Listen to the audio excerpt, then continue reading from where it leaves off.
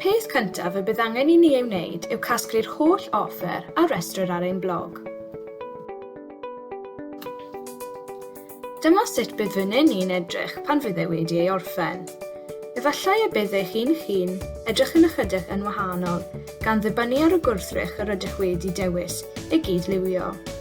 A lle rydych chi wedi dewis cuddio eich gwrthrych.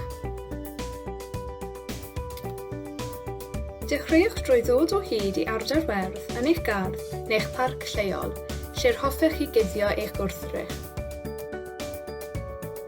Unwaith yr ydych wedi dewis man cuddio da, defnyddiwch eich sisiwn I dorri ychydig o'r dail, planhigion a chanhennau a'i gasglu mewn bag I fynd â nhw adref gyda chi.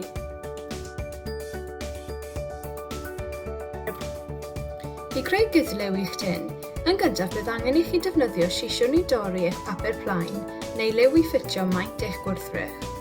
Byddaf yn torri un darn I fynd o amgylch tu allan y tyn, a dau gylch ar gyfer top a gwaelod y tyn. Nesaf, darluniwch gyddlew ar eich papur plaen neu liw sydd yn addas ar gyfer lliwiau'r man cuddio yr ydych wedi I ddewis.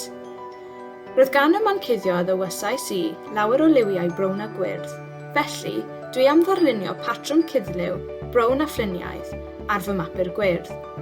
Cofiwch, na ddylai ymylon y patrwm fod yn syth, a dylent adlewyrchu llinellau troellog natur.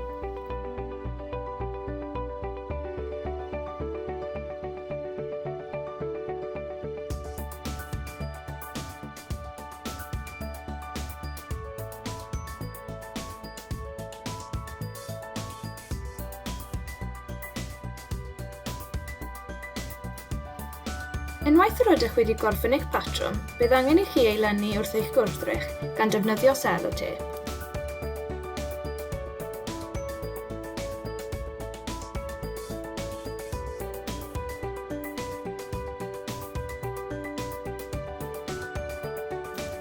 Dylech ddefnyddio glud PVA I lynu llys tyfiant a gasglwch chi.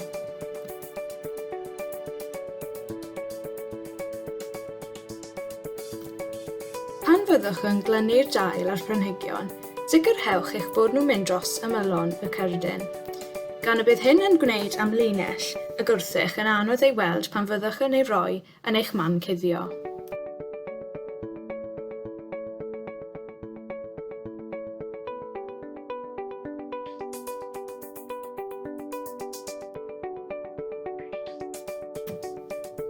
Unwaith yr ydych wedi gorffen gorchuddio eich gwrthrych, a'r llys tyfiant, gadewch iddo sychu am awr fel bod y glud yn cael amser I galedu.